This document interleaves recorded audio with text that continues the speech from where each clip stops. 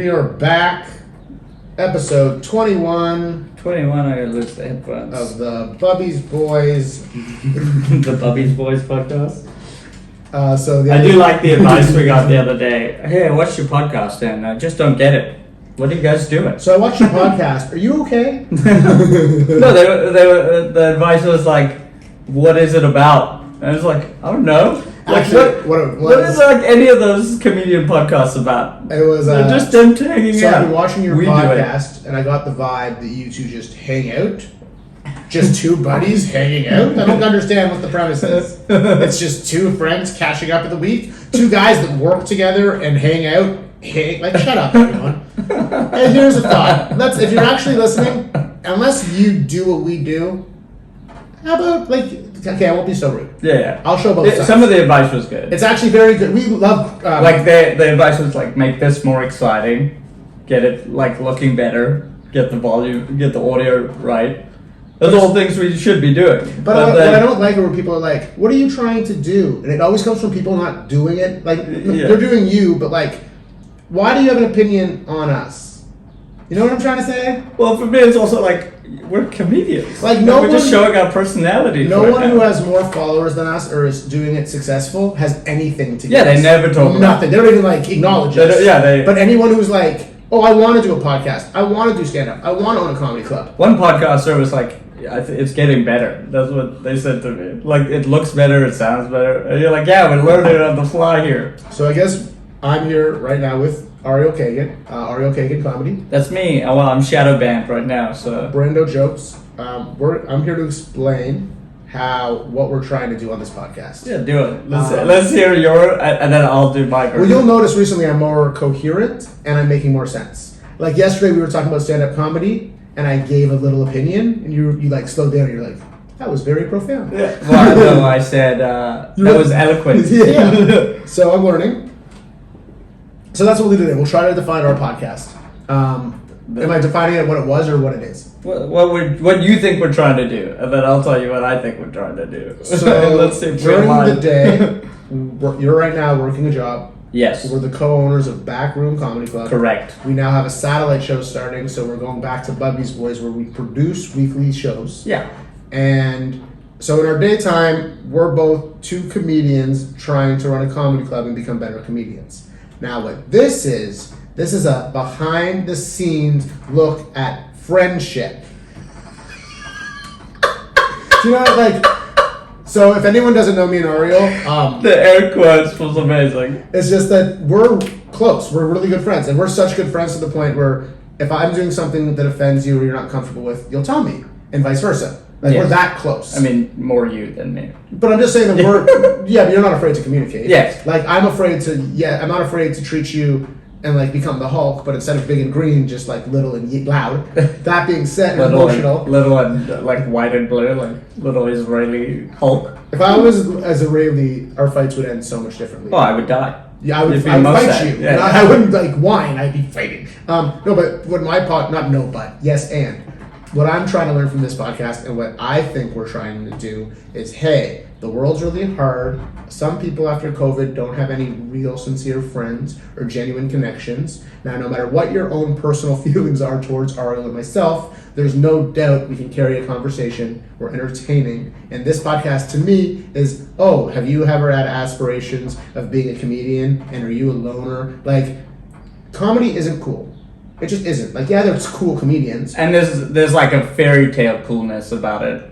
That some people are like, oh, you're a comedian? That's cool. You want to come to my show? No. Oh, that's cool. Oh, thanks, under 23-year-old woman. You know? I appreciate the sentiment that you think jokes on stages. But before we just put anyone else down, in my head, and I think what I thought this was, hey, Ariel, we've been so busy in our real lives. Let's hang out. And let's record it. Yeah, that's all I thought this was. Pretty much. and like when I watch clips of like Bert and Tom Segura's, that's all they're doing. But they're already successful. Yeah, but they're doing it their way. But right? We're just doing whatever they want because they're successful. Yeah, we're trying to build followers who like us for who we are, and I think that's what this is for me. So just to showcase who we are. First question about this podcast: are friends and fans the same thing? You can definitely have friends who are fans of what you do, And you can have but fans, they aren't just fans. And you can have fans that will eventually become friends, where you like become close because you talk to them at shows, or you have the same interests. Yeah, and you meet up outside. The same way that you appreciate us making you laugh, we appreciate your food or your art or your way to do taxes or you help or you teach us something. Now we're interested in what you do. You know what I mean? Like there's a way, like, you know those regulars we have once in a while, those Jewish guys. I would say that maybe not anymore because of the time frame, but I am friends with some of my fans' friends. Like, we have mutual friends. But those aren't friends. No, those are guys that, like, those are acquaintances. They're cool maybe one day, but we have different interests. So, like, when the show's over, they're like, hey, let's go out drinking, let's go gambling, let's go to the strip club. Yeah, like, they all have kids, and like that's like their chance to let loose a bit. But like every day we're loose. Like this is our like. So we're the loosest. Last night I did. Me and Brandon are the loosest. For the first time in a long time was my 7-minute set. Now, those of you that don't do comedy, prepare 5 to 7 minutes. That's what you're supposed to do. But 5, 7, but 10s, 20s, 30s, of what 45s. we do, I get to be super loose. Yeah. But that's so. When I was talking to that guy yesterday, shout out John Mossings is his name. He was talking about the different scenes, and it was cool to hear him say, like, when you go to Boston, everyone has a tight 7 because if you don't murder, you get replaced. And he said that what he liked about Toronto is it feels like there's more gyms than actual like opportunities to kill. And Interesting. Then he said New York was the best of both worlds. Because I was like, I like being really loose, like that's my style. And then he started laughing. He's like, yeah, I know, I can tell. Like he said the same thing Marlena said. She's like, you would do well in New York, but in Boston, I probably wouldn't do great. Yeah, I mean. We'll find out. I would disagree. We'll I did Boston happens. and I was fine. I'm just where we're at now. We can make jokes. Like, we are very loose, but we both know that if we have to prepare, like after last night, sure, my 7 minutes, I did it. Forgot my last joke, but I have 7 minutes now. Well, I have like a half hour, so I should be able. If I have a loose 45 minutes, I should be able to put together a tight 7. Generally, you pare down by half. If you think you have 45, you have 20. Well, I know I have 30. Yes. I've seen you do it. No, but that's the thing, is like when I was writing my jokes out last night, and the way I do it now is I'll have like a master list of all my jokes, and then I'll have my cue cards to sort them out. I have, if I'm on my game, probably a tight 20, tight 30, but the way we do comedy, I could be up there for like an hour and a half. If you with me, I could literally do I could Jess talk Rodriguez forever. 4-hour extravaganza. Shout out Jess Rodriguez. Happy birthday. Jess for laughs. Follow her. She's doing really big things, and we're honored that she's one of our close friends. Bitches be bitches. That's the name of her song. He's not saying Jess is a bitch. Yeah, I wasn't. You were just shouting out the that's her song. song. To be honest, we're right now doing a little thing. We're gonna eventually have a guest on this podcast, and the first, let's say 5, 6 guests, she'll be on this show, and you will hear that. I song. still don't want to do guests, but we'll get into that. So at home, if you are watching us, that's the thing too. The input we got it was like, oh, if you guys are just being buddies, why don't you bring on more? That was the funny advice. They were like, if you want to expand who's seeing it and stuff. Well, they and said, it's what are like, you trying to do? And we're like, we're trying to show that we're 2 friends. And the guy was like, oh, then why don't you show people you have more than just each other? And I was like, good opinion. It's I don't know. We didn't finish your fans question. It's gonna start pouring rain. I'm into it. It's so hot. Yeah. So, well, I asked you. Yeah, I think we built genuine fans over the last however long, right? If they come to a show and we're like, "Hey, how are you?" and we have a quick chat, they watch the show and they leave. That's a fan. That's not a friend. Yeah, and then You know what I mean? it's the whole. I don't know. It's just a weird thing to be where when you start stand-up comedy, those are your friends, the people that come to support you. But then you'll slowly see that's the turnover. Is that if your friends keep coming back to shows, they become a fan. But the realistic part of it is that rarely happens. Rarely. Now I'm going to keep this. I have friends who come to shows and I would say support me. But are they friends or are they fans of you? I'm just getting a towel. I'm not leaving. He's leaving again. Every episode. I'm not your father. I'm coming What's back. that clip? My father can't come back, you piece I of meant- shit. I don't mean now that he's dead. Yeah, I meant originally. we'll just get some I meant nectar. the first time. My dad was around. I tell other people your story where it's just like you were left in casinos, your dad, like the beach stories. Yeah, People look like. Yeah, like they realize. Well, here's the thing: is I've been thinking about it a lot, obviously, but I'm trying to reframe it, right? Because he did love me, and he made me know, like he gave you skills. He made me aware that he loved me.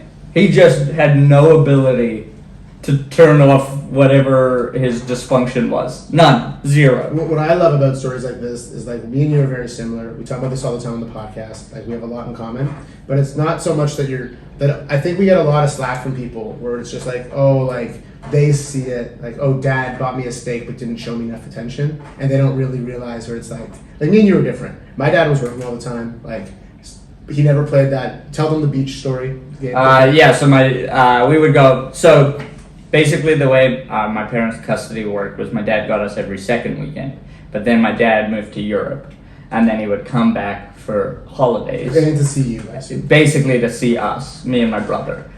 It got complicated because my brother moved here to Canada and I was living, so he would split his time between me and my brother. So he would come down to South Africa and hang out with me, and then he would fly to wherever my brother is, or we would all fly somewhere and meet. But there's one trip we go to Cape Town, just me and him. How old are you? I'm probably 12 or 13, maybe even younger, 11. I'm not.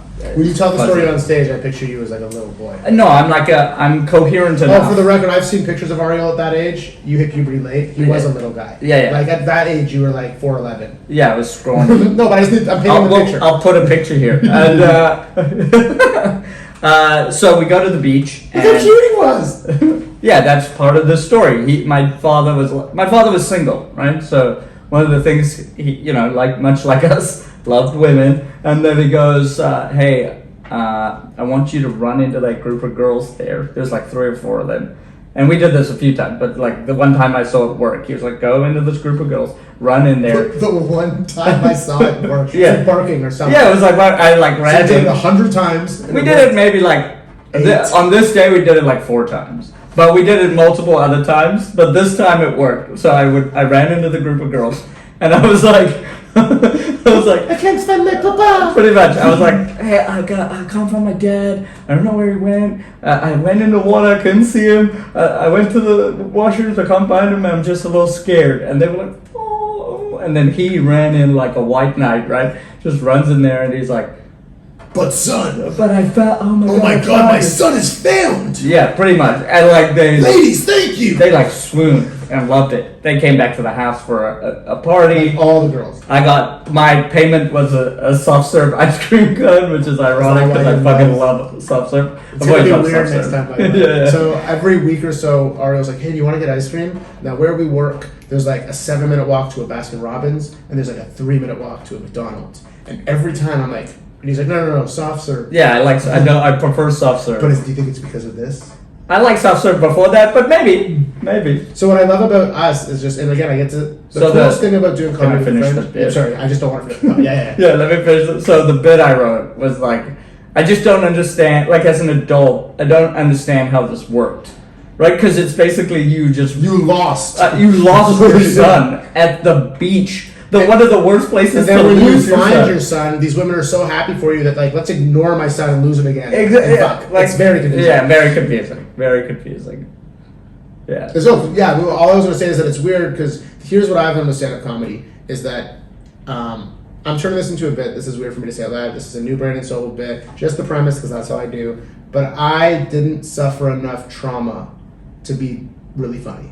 Like I'm not going to ever be the 1% of stand-up comedy because my parents loved me and provided a life for me. Yeah. And okay. Like the funniest people, you said it, are the ones whose parents both don't like them.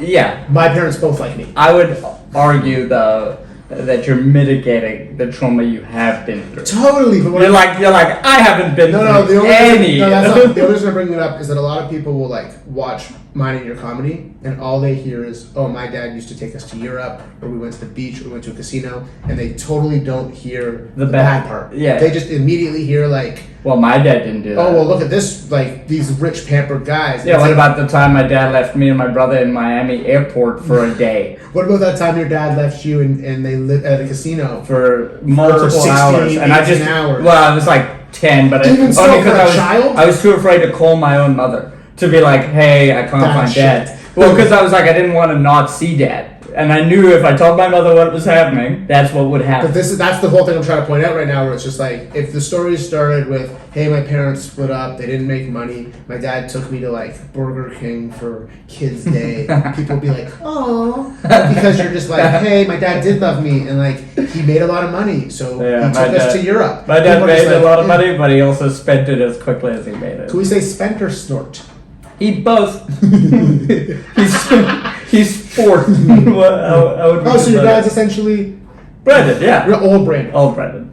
I mean, that's what I told you. You don't remember when you were like in your partying phase when we started hanging out? I was like, yeah, man, we can still be friends, but we won't hang out as much. To tie this conversation you just back, remind me of my dad. To tie it all back to the circle, that's the point of this podcast. The point of this podcast is that if you're dealing with stuff, like, let's be real, when I was in my party stage, you showed me that none of those people were my real friends. That makes me sound super manipulative. No, okay, you were gaslighting me. You were saying, and this is relevant to anyone at home, if you're in a stage of your life right now where you're hanging out with people at the bar, or you're hanging out with people after hours, or you're hanging out with people, it does feel like genuine friendships. They may be. Even you have sex with them, it feels like there's a connection. But at the end of the day, you're alone in this world, and that's what, for me with this podcast is, hey, don't feel so alone. We're here. Yeah, that's all I'm trying to say with the podcast. Is like, hey, did you do coke all night and you have no friends? Turn it on. Give us a listen.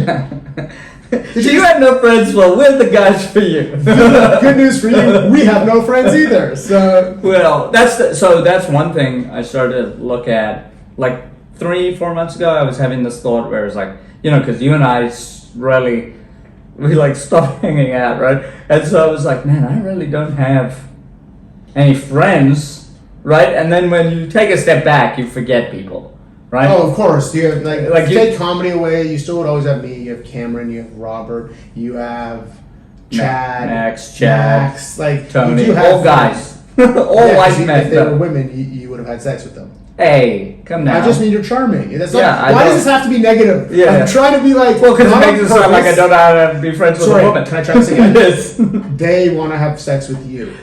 That does happen, yes. Could I bring up what bothered me yesterday, if you remember it, if we're talking about the whole no friends thing? Sure. So I'm not new to Toronto anymore, but I moved here right before the pandemic. One of the reasons I was reluctant to get back into comedy was it's just a very alienating thing. But then I started doing shows, and I started making friends. We started going on road trips, and it just like upsets me that there's some people out there in the community that regardless of how they feel about you, they now don't support me. And I'm getting over it. It's just I want to bring it up. I mean, that's just association, right? It's just upsetting, though. That's just it. And you're thinking about it too personally. It's just easier. But I don't care. But here's the thing that bothers me. Understand? I don't care if they don't want to be my friend. I don't care if they don't want to do road gigs or they don't want to go out for food. But like, you can't come to my club and do 7 minutes or 15 minutes, get paid. Like, it just hurts my feelings. That's all. It's at our club right now. We bring you the greatest comedians in the country, and we bring you the greatest up and comers. But then there's where I'm at now. The medium range. I'd say even above average. The people that are good at stand-up. I mean, you're forgetting a lot of the ones in that range that do come and hang out. Totally. I'm just saying that, like, yesterday... There is a gap, though. And if you want, why? If you want the real truth, why? That's my area. That's the level I'm at. Those were the people who were around me. But if the thing that hurts me the most is that it's not a matter of them being my friend. It's a matter of just being like, hey, I'm sorry I haven't been by the club. This is why. Like, it just feels that nobody people don't have, though. but you are. Yeah, I am becoming that. Yeah. And it's just like, and again, we're a little older, so whatever, but it's just, that's all. Instead of me like seeing a list to a comedy show and seeing a person on it that I haven't seen do comedy in a while, and someone who I actually consider a friend, and I get excited. Instead of just being like, hey, Bran, sorry to do that. I just don't feel comfortable in your club, yada, yada, yada. Okay. But instead of just like literally bailing every time and then sending me a message, sorry, can't make it, it's just upsetting, that's all. Yeah. It just hurts like, you know me, I'm an emotional guy, and I'll get over it, but I'm at the point in my life now where I don't have to fuck my female friends. And in comedy, I love laughing, and there's a lot of funny fucking females. And it's just like, shout out to the ones that are there, but it's just, you know what I'm saying? I would love to see, I don't know, I'm not going to drop anyone's names, but if by any chance anyone sees this and you, for some reason, don't like Ariel or don't like Brad, don't hold it against the other one. And there's still spots for you. So yeah, that's the biggest one for me. It's like, I have the ability to be civil. Right? You have the ability to separate. Like, they can come in, not even talk to me, You're such a nice guy that when we started this club and all this happened, you even word. said, no, but you even said to me how like, hey man, if someone doesn't like me, I'll go for a 15-minute walk. I'll go get soft serve with McDonald's. Like you, think about that. You were cool about that though. You were cool in the sense of being like, I understand they don't like me, it's their problem, but if you ever book anyone, I'll leave the club and they message me just, and they can come. And it's just like, I guess I'm upset about the directness. I'm upset that like now when I see people in public, because we're not just doing our club, I'll get looks from people, not just women, guys too, and they give me this look like, oh shoot, I'm sorry, like I don't support, or like I know you support me. It's just like, fuck guys and girls, or folks. People. Like, let's just, I'm not saying we all have to get along, I'm just saying that if you're a stand-up comedian. We just want our club to be the best club it can be. And that needs all the talent. That's what I'm trying to say. Yeah. It doesn't need the support, it's just what we're trying to do is we tell people that we bring you the best and brightest and most vulnerable comedians in the country, and there's a nice chunk from like, let's say, Shay to like me that we're missing. You know? Yeah. That's like, honestly, if we were sports... Again, it's all correlated, right? If we were sports people, we'd probably get the top 3 rounds of comedians. If we were to do a draft, we would get 30 to 100 people that support it. But it's it's those later rounds, it's those sleeper picks, it's those breakout people. Yeah, I think with time you'll start to see that it will soften, and as you know, more people become accepting and try to be involved, but there's always going to be people, dude. I had a really dope... I have to live with that in my head every day. I know that, but I play that every time I am around other people. I'm playing this mental tennis where I'm like, oh, do you like me? Do you not like me? How do I act? And then I fuck it up sometimes. Someone hugged me recently, right? And I was like, oh, we're doing this now after we haven't spoken for 6 years. You're sad. Oh, did you get my message last night? No. So we're gonna keep Coke Dad's podcast, but one of the new jokes we're gonna do is other things we should have named us. Oh, yeah. Sunshine and Sass. Yeah, would have been fantastic. Sunshine and Sass would have been good. I don't know. I'm trying to make light of it. It's just broken men. That would have been. Well, no, it's broken men willing to be fixed. Like I'm a lot older. Wow. Fix is the wrong word. Willing to get better. Willing to be our best selves. That's not That's fixed. still not there yet. It's like not. All I can do is try. So you know how I'm always having these revelations? What I realized this week is that every single person... I don't think you know what a revelation is. But every single person is super insecure. Now for me, everyone being 5'3" and like, I was always super insecure. But like, every single person is dealing with that battle. Yes. But it's compounded because it's not just insecurity. It then you add social dynamic to insecurity, and all of a sudden you got like a minefield of like, holy fuck, you don't know what's going on in someone's head and heart at any moment. All. Right? Like people are talking to me sometimes, and I'm just not there. You know, like I'm just like bouncing around internally, and I'm just like, yeah. So I think we both agree after this conversation, you should self-medicate with harder drugs. Sure. It stops the thinking, but then it comes back. Heroin. Welcome back to heroin, boys. Every episode is just me doing heroin. People who watch this must think I stay super hydrated. You know me, I rarely drink water. But on this podcast, I'm always just like drinking lots of water. Wow, it is something about talking. We're still not our most comfortable with this, but we're getting there. I like it. I'm having fun. I recently stopped caring when it came to like don't get me wrong, I'm still me and I care, but it's like little things like this where perfectionism is. I'm not even looking at them anymore. I'm just looking at you because at the end of the sometimes day, we talk there, but sometimes we miss you. Yeah, if you haven't been to a show, things are getting busier. Shout out to Gigi Klein. Shout out to Ben Bayfield.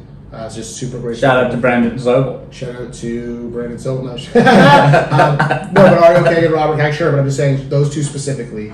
Like, thank you because you've both shown me. Now, watch Ben Bayfield's comedy when you can. If I was to do awards, Ben Bayfield wins the most improved comedian award. In the award 3 you gave months. me. Remember, you were like, you're the most improved. It's Ben now. 3 in 3 months. And Gigi, unbelievable. I would not only say prospect. is like one of the best newcomers in the city, but she's just a phenomenal person, and I'm just grateful that she's part of the team. That's all. Okay, back to reality. So talking about bringing that up, the reason Gigi's so funny is that there's a big difference between Jews and not Jews, and we've realized that this week. So for Jews, when we do, okay, let's reverse it. For non-Jews, I don't know what goes in your head when you do stand-up.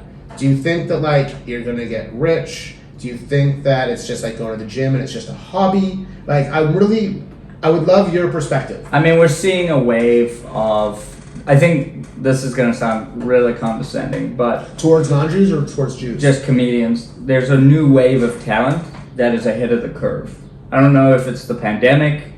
But I think they're also quick learners. Quick learners. They're willing to, the difference between our generation of comedy and theirs, they're willing to help each other. Yeah, there seems to be a slew, like some of the comic, like Ben's a good example, is like at the 1 to 4 year mark. Let's shout them out. Greggy Pallone. Ali Maui. Itai Cooperman. Yeah, these people are literally, they come off like 6-year comics and they've been doing it for less than 3. There's that female, is Hannah Muldoon, but there's the other one. Muldoon. Anyway, they're just ahead of the curve. And what significantly. And what that does, the problem with being good at stand-up is you start to think you deserve. I'm guilty of this. You're probably guilty of this. Than you guys. Just because my style. I try to not. The word entitled bothers me. Yeah, but you get to a point where you start being like, and you should know your worth. But also, do the balance. There's also a point where okay, so we talk about it on the podcast. Barking is you literally stand out in front of the club. Hey, show tonight. You're barking people. A lot of these comics are better than that now. Yeah, it just is what it is. But there would be no club if we don't. And there would be no show for them. There'd be no shows. So, what do you want to be, a good comedian who performs to no one, or do you want to swallow your pride and try and get some people in the fucking room? Next question for audience: whose responsibility is it to bring the audience? Promoter. Is it I know the answer. Yeah. Always. But I'm asking the audience, from the outside looking in, should comedians come to shows and expect an audience, or should comedians? Because a lot of people ask me.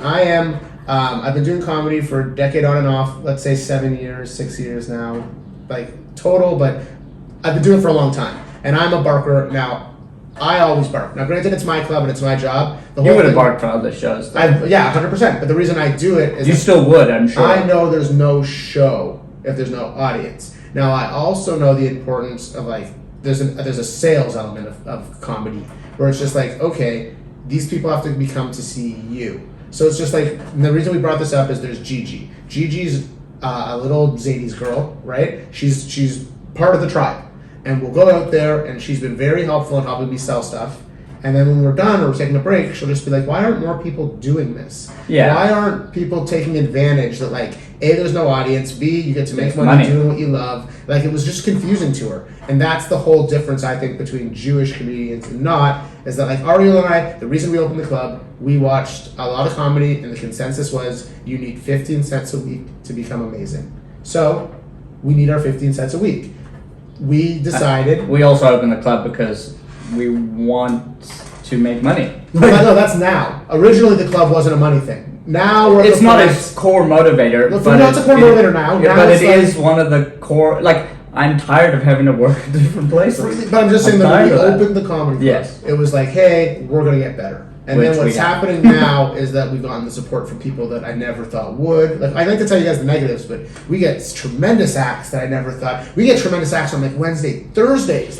It's been nothing but a blessing. Because of Ben, Gigi, myself, others, it's filling up. Everything's going great. The only reason I'm bringing this up is that I want to know, when I spoke to my brother, he used to be the booker at the Comfort Zone. Shout out to Sum 41. He brought them to Toronto the first time. It just used to be an old lounge in Toronto that played music.